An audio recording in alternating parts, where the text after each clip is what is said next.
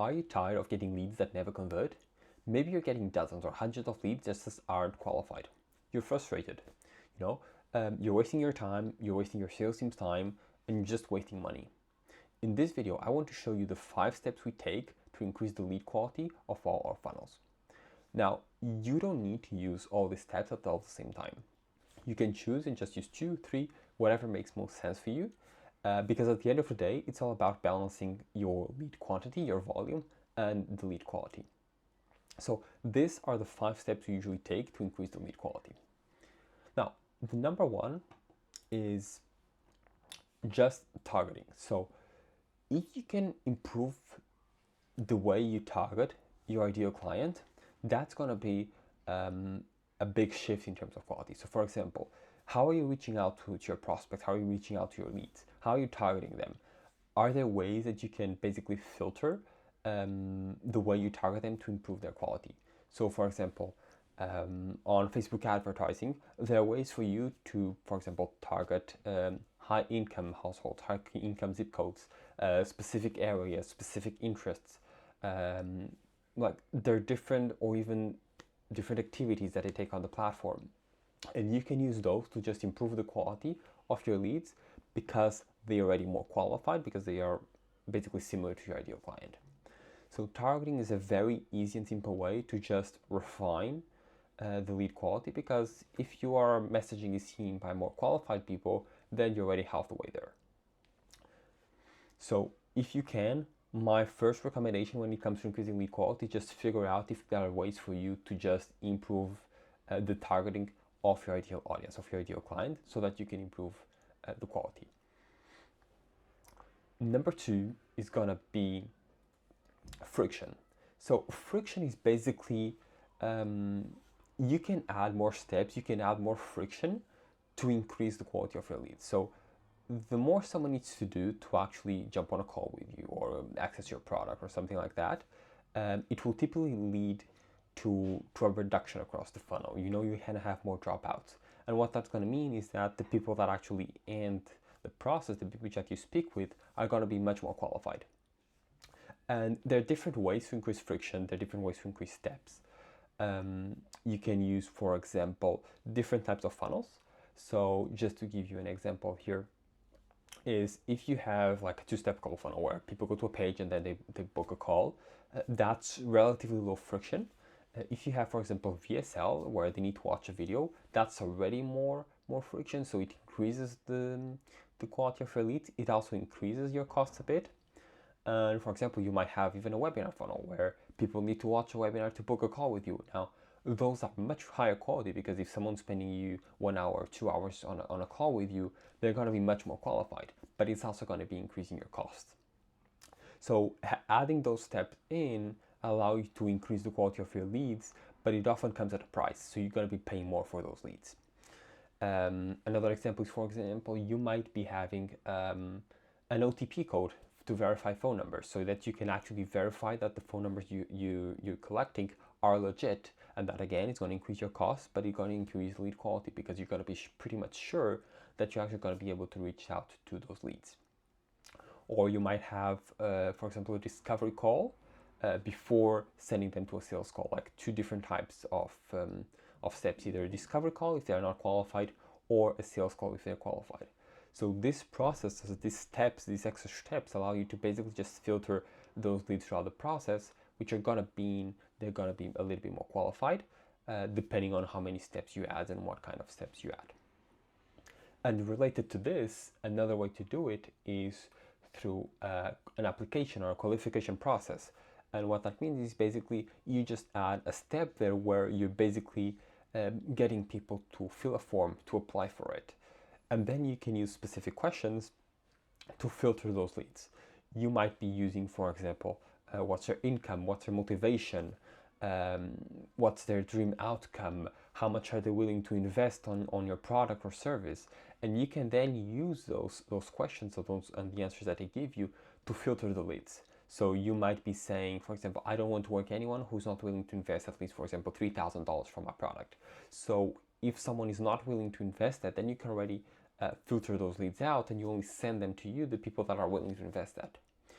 And And here again, it really depends on, okay, is it more important for you the volume or actually the qualification? So it's not always that you should be applying these steps. You really have to figure out if it makes sense for you or not, because it's going to be decreasing your volume.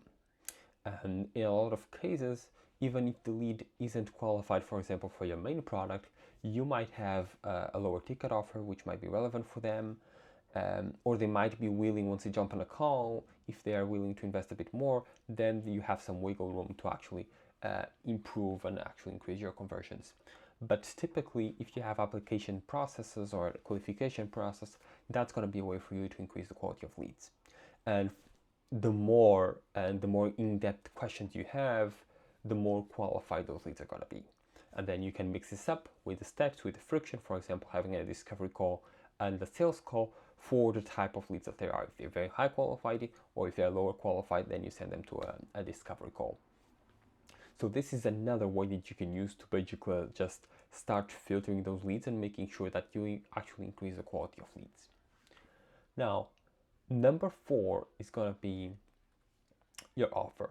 Now, basically is whatever offer you're running is going to have an impact on the lead quality. So for example, if you're running any kind of free offer, like get a free audit or get a free resource, whatever you're running, those leads are typically much less qualified than if you run a video where basically, hey, this is our product, this is what we do.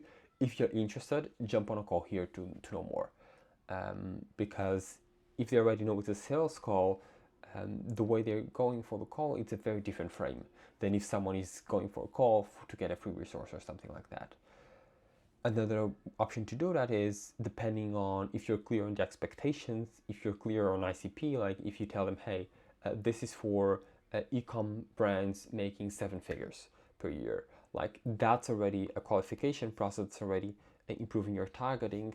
And on the offer, if you're specific on that, that's going to help you get higher quality leads, because anyone who's not that fit, or obviously you're going to have people which might not be a bad fit, the best fit, they might not read your copy properly, or they might just think, hey, you know what, just figure it out. But it's going to allow you to filter your leads a little bit better. So going on to the offer, the messaging that you use inside your funnels, inside your messaging, will allow you to actually improve your qualification process and increase the quality of your leads. And lastly, what you can also do is nurture. So there are different ways to nurture your leads. For example, you might use things like organic content, which are going to increase the quality of your leads. You can use nurture sequences, for example, using emails and content to just nurture the prospects because before they speak with you. Or just things like we saw before, like VSLs or webinars. Those kinds of processes allow you to basically nurture and educate your leads. And the more nurture, the more educated they are, they're going to be more qualified, because once you speak to them, they already know more about you, they already know more about your product, about your services, so they're going to be much more qualified. And it also filters as a way to filter the leads, because the people that go through that process, the people that are already familiar with you, they're going to be much more qualified because they already know a lot more about you and about what you have to offer them and how that can help them achieve their dreams, achieve their dream outcome. So those 5 ways will help you just increase your lead quality very effectively. But again, it's not always the right thing to do. So typically, I always like to start with an approach which is more volume.